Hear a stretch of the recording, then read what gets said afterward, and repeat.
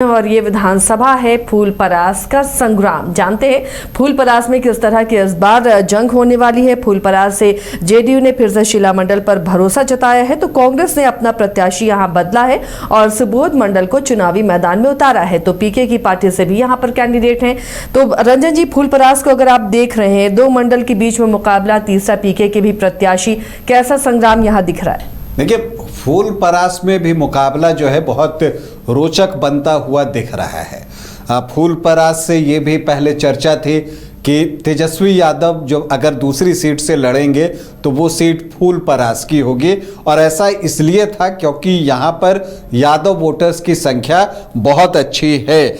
लगभग 19.5 से 20.5% जो हैं यादव वोटर्स इस विधानसभा क्षेत्र में हैं, और फिर मुस्लिम वोटर्स भी अच्छी संख्या में हैं 13.5% के आसपास। तो 33 से 35% का MOI इक्वेशन यहाँ पर बनता है, और यही वजह है कि चर्चा थी कि तेजस्वी यादव यहां से चुनाव लड़ेंगे। लेकिन अब साफ है कि वो सिर्फ एक ही जगह राघोपुर से ही चुनाव लड़ रहे हैं। तो यहां पर जो है इस बार कांग्रेस ने अपना प्रत्याशी बदला। पिछली बार कृपानाथ पाठक यहां से कांग्रेस के प्रत्याशी थे, उन्होंने अच्छा मुकाबला किया था और लगभग 11,000 वोटों से वो हारे थे, 10,966 वोटों से हारे थे। तो देखिए, जो कृपानाथ पाठक को पिछली बार चुनाव में कांग्रेस ने उतारा था, तो उसका समीकरण बहुत साफ था कि जो MOI है 33 से 35%, अगर उसमें जो ब्राह्मण वोटर्स हैं, यहां पर दूसरे स्थान पर ब्राह्मण वोटर्स की संख्या है 13.5 से 14.5%।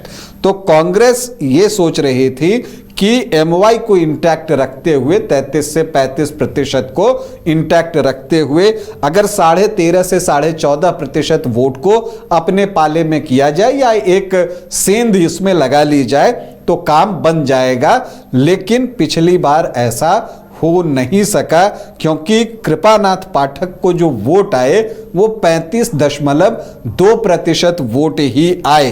तो 33 से 35 का तो MOI का समीकरण ही है। इसका मतलब है कि ब्राह्मण वोटों में जो सेंध लगाने की उम्मीद महागठबंधन को थी वो कर पाने में कृपानाथ पाठक सफल नहीं हो सके, और मुझे लगता है कि शायद इसी वजह से सुबोध मंडल को इस बार प्रत्याशी जो है कांग्रेस ने बनाया है। सुबोध मंडल जो हैं वो मधुबनी कांग्रेस जिला अध्यक्ष हैं और वो यहां पर चुनावी मैदान में उतर गए हैं। तो यहां का मुकाबला अब दिलचस्प इसलिए हो गया कि शीला कुमारी भी धानुक जाति से और सुबोध मंडल भी धानुक जाति से, तो दो धानिक उम्मीदवार जो हैं वो आमने सामने होंगे। तो इस बार उम्मीद क्या है कि जो धानुक वोटर्स यहाँ पर ठीक ठाक संख्या में हैं, सिर्फ मंडल सरनेम आप देखें तो 9% वो है, और फिर कामत देखें तो लगभग 5.5% वो दिखता है। तो ये जो 14-15% वोट है उसमें जो है कि उस वोट को शीला कुमारी की तरफ से सुबोध मंडल अपनी तरफ खींच लें, ये उम्मीद कांग्रेस और महागठबंधन को है। लेकिन फिर एक सवाल उठता है कि पिछली बार यहां पर ब्राह्मण वोटर 13.5 से 14.5% हैं, तो उनको छोड़ा गया है। लेकिन इन सब के बीच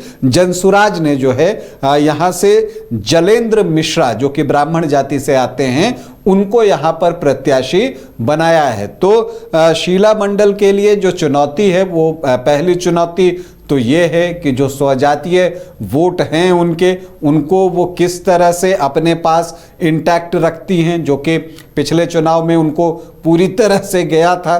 चूंकि मंगनी लाल मंडल प्रदेश अध्यक्ष बनाए गए हैं, वो भी इसी इलाके से आते हैं। तो एक जो कोशिश है कि मंडल वोटों में सेंधमारी की जाए। अब महागठबंधन इसमें सफल होता है या शीला कुमारी जो कि मंत्री भी हैं नीतीश सरकार में, वो उन वोटों को अपने पास रख पाने में कामयाब होती हैं। तो एक तो उनके सामने पहली चुनौती है कि धानुक वोटों के बंटवारे को रोकना, और दूसरी चुनौती यह है कि जो ब्राह्मण वोटर्स यहाँ पर 13.5 से 14.5% हैं वो जलेंद्र मिश्रा की तरफ ज्यादा न चले जाएं, क्योंकि अगर जलेंद्र मिश्रा उन वोटों में सेंध लगा देंगे तो फिर जो है शीला कुमारी के लिए परेशानी बढ़ जाएगी।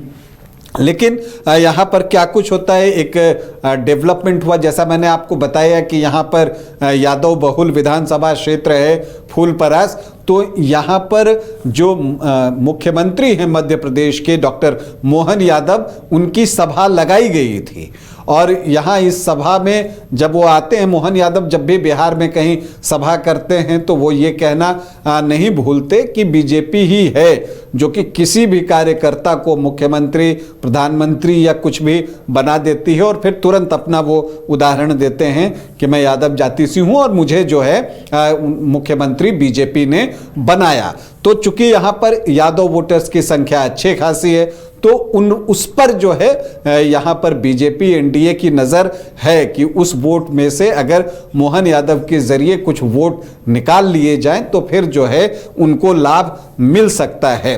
तो देखते हैं कि इसमें कितनी कामयाबी जो है वो मिलती है आपको जेडीयू को, कि यादव वोटर्स में एक टूट हो, क्योंकि यहाँ पर अगर आप देखें तो एमओआई बहुत स्ट्रांग है, 33 से 35% के आसपास का है। लेकिन एक और डेवलपमेंट हुआ है कि कांग्रेस के एक वरिष्ठ नेता हैं ज्योति झा, वो कांग्रेस छोड़कर बीजेपी में शामिल हुए हैं। तो यहाँ पर जेडीयू या एनडीए ये संदेश देने की भी कोशिश कर रही है कि जो ब्राह्मण नेता हैं वो बीजेपी के साथ जुड़ रहे हैं, ताकि ये संदेश जाए और उनके वोट जलेंद्र मिश्रा की तरफ जो है वो शिफ्ट ना हो।